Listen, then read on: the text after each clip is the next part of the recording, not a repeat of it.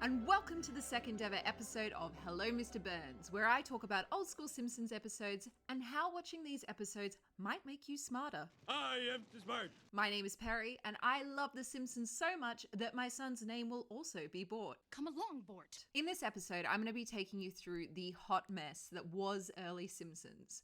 We'll start with a super duper quick episode synopsis, list out new and notable characters, and then we're going to get elbows deep into some good did you knows. In this wonderful episode, we've got Lisa articulating how daddy issues manifest in young girls, a German man who gives leather whips to parents, and everyone's second favourite Simpsons dog, Santa's little helper. The most beloved pooch, of course, is Poochie. Poochie! This is Season 1, Episode 1 of The Simpsons, Simpsons roasting on an open fire. So before we really begin examining this episode with gusto, I have to tell you that this was not supposed to be the first cab off the rank in The Simpsons. The first episode set to be released was actually another episode called Some Enchanted Evening, and a good story narrative will always introduce you to the characters so you know what's going on. This episode definitely doesn't do it. I did talk about this a bit in the Origin episode, but for those who skipped over it, or for those who have the short-term memory of a goldfish, the animation on the first few episodes was so truly terrible, so horrid, so bad acid trip in Peru triggering, that the producers were like, we cannot let this air. So in a rush job, they went through what they had, and they did find that Simpsons roasting on an open fire was the least traumatizing of the bunch. They do say you can't polish a turd, and I hate to say it, but this episode is no exception because, whew, the drawings are off. As a side, did you know several of the scenes were laid out by Eric Stefani, who is brother of Gwen Stefani? So anyway, because this wasn't supposed to be the first episode, they don't bother introducing the characters or anything. And it's a little tricky to see this in retrospect because we are super familiar with who everyone is, but this episode has zero context and it basically just goes in dry without telling us who or what we're watching. So it always blew my mind. About 5-6 years ago, I met this girl and she said that she'd never heard of The Simpsons. And it kind of blew my mind a little bit. I was showing her photos on my phone and she was like, oh, I recognize the characters, I think, because I saw them on a t-shirt once. This girl was about 25 and had made it 25 years on this planet without knowing who the Simpsons were. What kind of dystopian future are we living in? The first appearances featured in this episode are the Simpsons themselves and a few other key characters. Without further ado, this is a super duper quick synopsis of the episode. It's less fun that way. We kick off this festive episode with Homer, Marge, and Maggie arriving at the Springfield Elementary School annual Christmas pageant. Lisa's class does this really cool roundup of the different ways Christmas is celebrated around the world.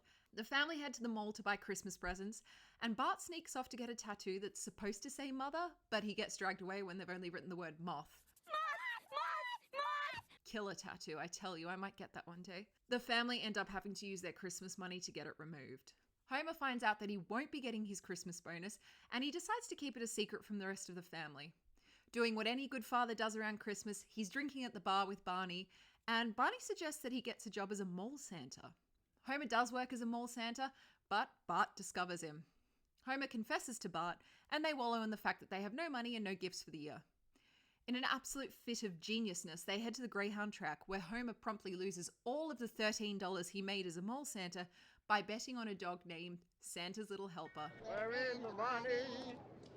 After losing the race, Santa's Little Helper's owner abandons him.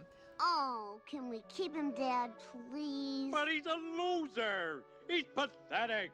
He's a Simpson. Homer adopts the beloved pooch and thusly saves Christmas. Yay! So guys, it's time to get surface level educated by examining some references in this episode. So straight off the bat, the title of this episode is referencing the Christmas song, which is also known as Chestnuts Roasting on an Open Fire.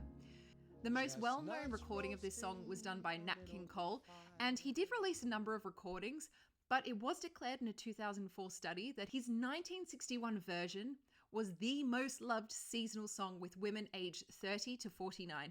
Guys, I just turned 30, and let me just say this song is hitting differently. Let's have a look at Lisa's school performance where they do the Santas of Many Lands. So this is actually based off Matt Groening's experience in the second grade when he did a report on Christmas in Russia. So most of us probably think of Santa as this jolly man in a red suit with a sack full of toys who's kind of like a peeping Tom most of the year. He brings presents to good children and brings coal if you've been naughty. I have to say though, if you were like in Victorian England back in the day when it was freezing cold, you'd just be bad all the time because then you'd be getting cold to keep warm, which is probably why there was so much crime back there. Don't know, might be something I need to look into. So in this episode, we see Ralph Wiggum for the first time, and he is dressed as Hitoshi, which I've definitely pronounced wrong. So this is the Japanese equivalent of Santa. This jolly figure is a Buddhist monk who carries a sack full of toys, and he literally has eyes in the back of his head to watch for naughty children, which is a little bit ominous, a little bit terrifying. Lisa is dressed as the Santa Claus of the South Sea, and they call this character Tawonga. Now, I haven't been able to find anything about this particular figure, and if you do know who this is, please send me a message. It's also worth noting in this bit that while it looks like Lisa is wearing nothing from the waist down, the DVD commentary released over a decade later for this episode revealed that Lisa is actually wearing a yellow leotard. Yay! No nudity! So we then hear about Germany and St. Nicholas's friend Knecht Ruprecht, also known as Farmhand Rupert. By the way, R.I.P. your ears. According to Google, it's pronounced like this. Knecht Ruprecht. So Rupert is described as St. Nicholas's close companion, or as I like to call them, confirmed bachelors. Kind of like Achilles and Patroclus. Farmhand Rupert travels around with St. Nick, and when they find naughty children, Rupert either gives their parents whips, or he literally just walks over and hits the child with a big bag of coal. I just have to say that during the course of research for this episode, I'm beginning to think that Christmas is a little bit kinky. So get this. Traditionally in France, they have Père Noël, which Wikipedia helpfully translates as Daddy Christmas. So children will leave their shoes near the fire and Daddy Christmas will stuff them with gifts. The shoes, not the children. Père Noël also traditionally travels with a not-so-friendly companion called Père Fouettard, or the Whipping Daddy, who spanks naughty children. I know, guys, I feel really uncomfortable saying these words out loud. I'm so sorry about this. But probably my favorite tradition from around the world, it comes from the Catalonian region of Spain and features a literal wood log named Tio de Nadal, who sits under the tree and poops out presents. So children kind of feed him and they give him dried nuts and fruits in the days leading up to Christmas, and they keep him warm under a little blanket. And then on Christmas Eve, the children beat poor Tio with sticks and sing a pretty graphic and gnarly song about bodily functions. Amazing, right? So the next part of the episode up for dissection is this incredible monologue given by Lisa towards the end. Patty and Selma are bad-mouthing Homer, and Lisa pipes up with this. Just listen to this. I'm just trashing your father. Well, I wish you wouldn't, because aside from the fact that he has the same frailties as all human beings, he's the only father I have. Therefore, he is my model of manhood, and my estimation of him will govern the prospects of my adult relationships. So I hope you bear in mind that any knock at him is a knock at me, and I am far too young to defend myself against such onslaughts. Go watch your cartoon show, dear. A few sources I've read describe this monologue as Lisa articulating her daddy issues. I'm doing air quotes. I think that assessment of this monologue is a little bit of a stretch. With any piece of media, with any piece of art, literature, if you squint your eyes enough and tip your head to the side, you can see any sort of theory behind it, you know? And I think that's what's happened with this monologue. I don't think it's Lisa's way of saying that she's manifesting daddy issues at a young age. I think it's her literally just defending her father, which is lovely. So at the risk of getting too deep into Lisa's character development, I do really want to get more in depth with pop culture depictions of family dynamics in later episodes.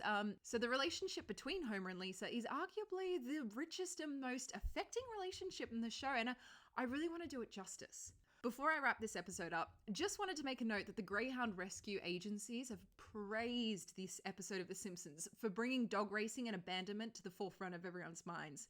One of my friends has actually adopted an ex-racing greyhound named Dennis, whose racing name was Hayride Jack, and this dog is just the sweetest little pup I've ever met. He has a little turtleneck and everything. I love him. And that is where we will finish our exploration of this episode of The Simpsons. Wasn't that fun, kids? So next week, we're going to be doing a deep dive of the second ever episode aired. It's called Bart the Genius. And let me tell you, you are going to be on the edge of your seat waiting to hear about the real stars of the episode.